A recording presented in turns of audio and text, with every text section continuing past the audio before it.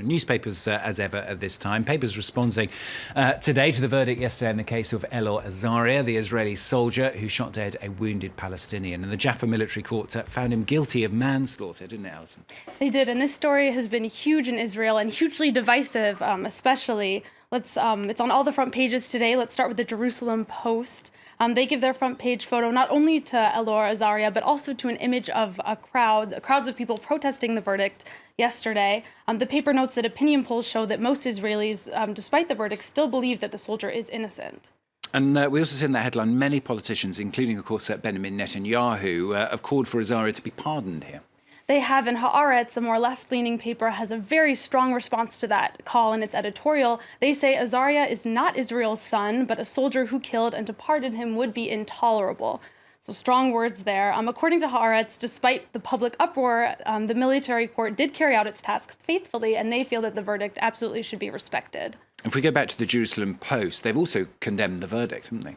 Yeah, they do. And the Jerusalem Post acknowledges that not everyone agrees with this verdict and that it has been divisive, but that it needs to be upheld to prove that Israel maintains its morals and values. They focus in particular on how divisive the case has been for the army. Many military leaders condemned the killing, and the paper asks, will soldiers still be willing to risk their lives for a country that they feel has betrayed one of its own? The IDF is meant to be the people's army that really unites all Israelis, and now it risks being viewed as sectarian, and the newspaper says that that's really the problem that Israel needs to face right now.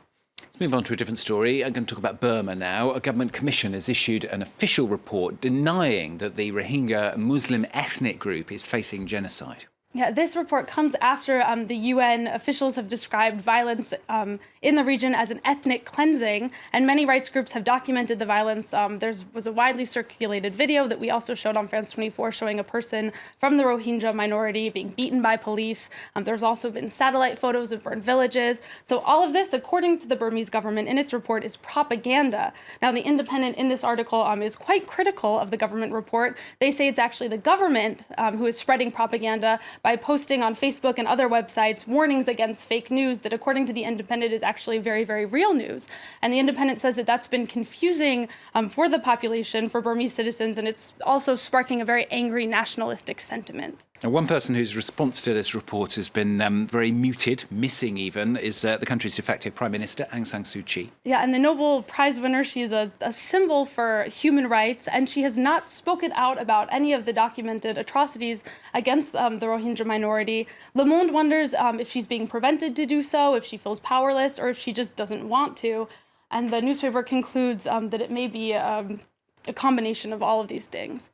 Going to go stateside now. The US Senate is going to hold a hearing on cybersecurity. Meanwhile, the Wall Street Journal reports that Donald Trump is making plans to pare back the US spy agency. This is a story that's been picked up by numerous American websites. The Wall Street Journal reports that Trump is already working with advisors on a plan he has to restructure the CIA. He plans to cut back staff at its headquarters in Virginia and move people to offices around the world. And all of this, of course, because Trump has said that he believes that the agency has become too, quote, bloated and politicized. And Alison, Donald Trump, he's continuing, isn't he, to deny that Russian hacking played a role in this election at all. And he's got a new ally in this belief. This is the WikiLeaks founder, Julian Assange. Yeah, many newspapers are having a heyday with this story. There's been a lot of emphasis on what an odd couple the two of them make. Republicans, we have to remember, used to hate Julian Assange. They saw him as an anarchist lawbreaker who was fighting against the United States, and now he's become their unlikely ally ever since those emails released by WikiLeaks helped damage the Democrats in the campaign. And of course, the Congress is at work as well, confirming Donald Trump's cabinet appointments. And one writer is calling for a position that Donald Trump hasn't appointed yet. Now, this is a very important role. It's a psychiatrist, isn't it? It is. It's a very, very important role. According to this writer at Politico, they're making a case that that presidents should have someone looking after their mental health. And the writer says that it is not meant in any way against Donald Trump. It has nothing to do with him in particular and his mental health, which numerous people who are criticize him have called into question. But this writer points out that since 1928, presidents have had a personal physician looking after their physical health, so it's only natural that they have someone looking after their mental health. Although the writer does admit that due to the stigma surrounding mental health, that having a psychiatrist might not go over so well politically. Interesting stuff.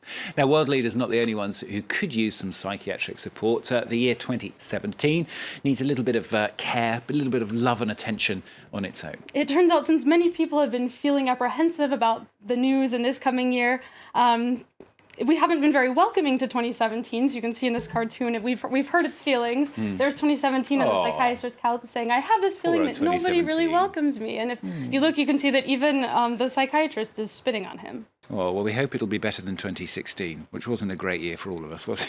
Hopefully 2017 will be a lot better. We keep our fingers crossed. Thanks.